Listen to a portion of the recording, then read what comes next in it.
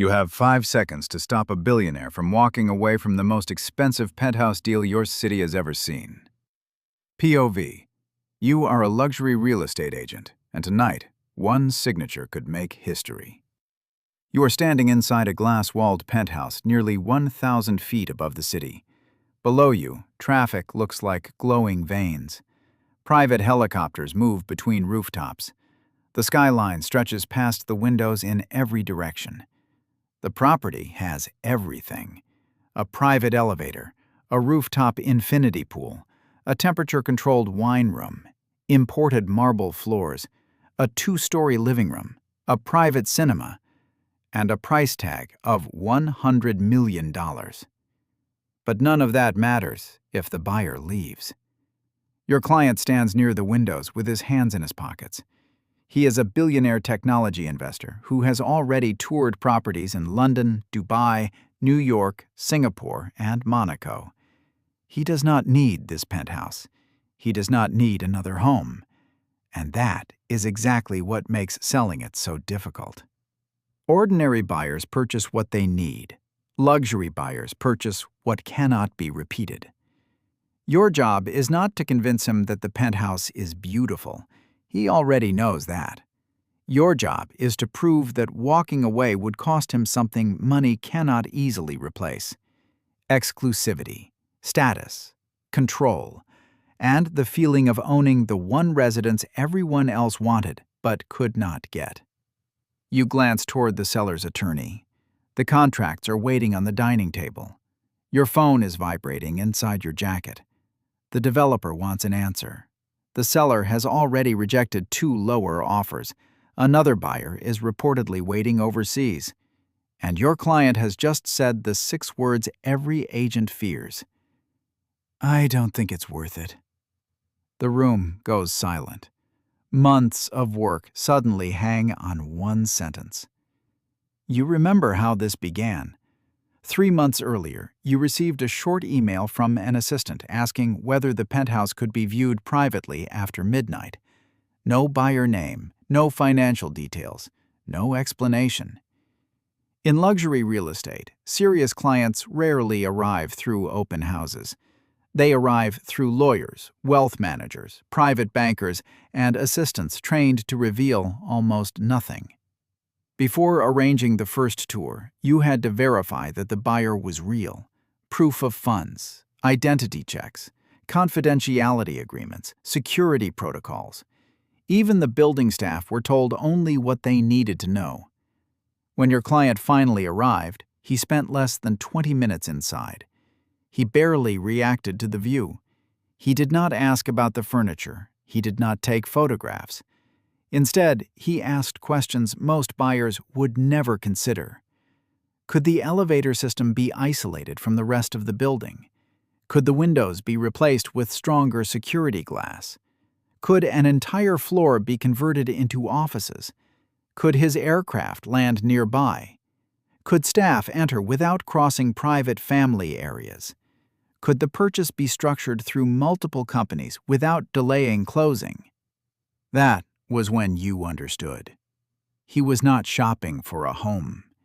He was shopping for privacy, security, and control over his environment. So you stopped selling bedrooms and bathrooms. You began building a solution around his life. You brought in architects to redesign the interior. Security consultants reviewed every entrance. Tax attorneys discussed ownership structures. The developer agreed to create a private loading schedule so staff and deliveries would remain discreet. A neighboring unit was quietly secured to create additional space. Every obstacle became another negotiation. But luxury deals are rarely won by the property alone. They are won by controlling uncertainty. At this level, one unresolved concern can kill the entire transaction. Your client worried the building might lose prestige. The seller worried the buyer would renegotiate at the last moment. The attorneys worried about deadlines. The developer worried that news of a failed deal would damage future sales. And you stood in the middle, carrying everyone's fear while pretending the situation was completely under control. Now, inside the penthouse, the deal is collapsing anyway. Your client turns away from the window. "The views are excellent," he says, "but there will always be another penthouse." You know this is not a rejection, not yet. It is a test.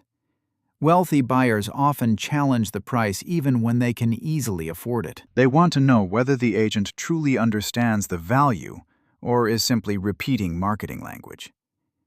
You take one slow breath. Then you stop talking about the apartment. "You're right," you say. Everyone looks at you. There will be other penthouses, but there will not be another opportunity to control the highest private residence in this building, combine it with the neighboring unit, and secure exclusive use of the upper elevator access. Your client says nothing, so you continue. "The value is not the marble. It is not the pool. It is not even the view."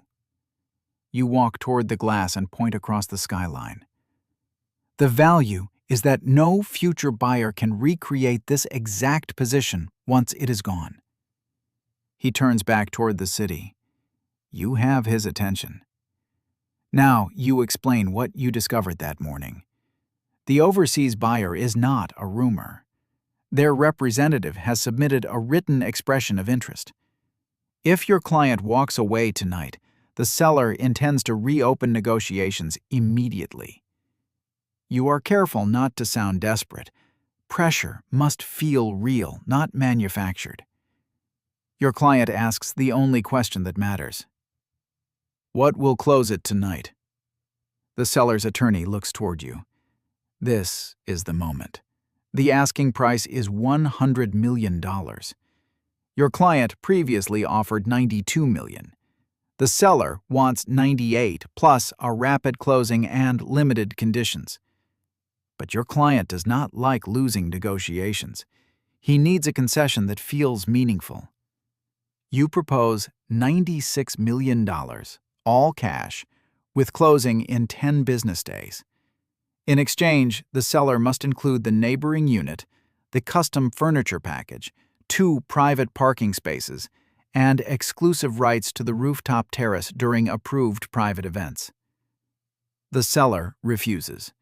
They counter at $98 million. Your client begins walking toward the elevator. The developer whispers that you should stop him. But chasing him would weaken your position. So you remain still. 5 steps from the elevator, your client pauses. He looks back. "97, he says. "Everything included. Final offer." The room freezes. You look at the seller. The seller looks at the attorney. The attorney begins calculating silently. At $97 million, this would become the highest residential sale ever recorded in the city. The developer wants the record. The seller wants certainty. Your client wants the property without feeling that he surrendered. You lean toward the seller and lower your voice. "This is not only the highest offer you are likely to receive, it is the cleanest closing you will receive." The seller studies the skyline for several seconds. Then he extends his hand. "Agreed." The tension leaves the room all at once. Attorneys move toward the contracts. Assistants begin making calls. Your client sits at the dining table and signs his name. One signature, then another. The final page is placed in front of him. He signs. The penthouse is sold for $97 million, a city record. Your phone immediately fills with messages, but you barely look at it. The commission will change your career.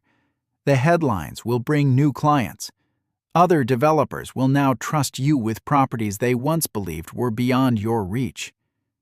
But standing in that glass tower, you realize the deal was never truly about the apartment. The buyer did not purchase a view. The seller did not simply accept a price. And you did not earn the deal by unlocking a door and pointing toward expensive finishes. You earned it by understanding what every person in the room feared losing. For the buyer, it was control. For the seller, it was certainty. For the developer, it was prestige. Your job was to make all three believe they had won. The billionaire closes the folder and walks toward his new private elevator. Before the doors shut, he looks at you and says, "Find me another one."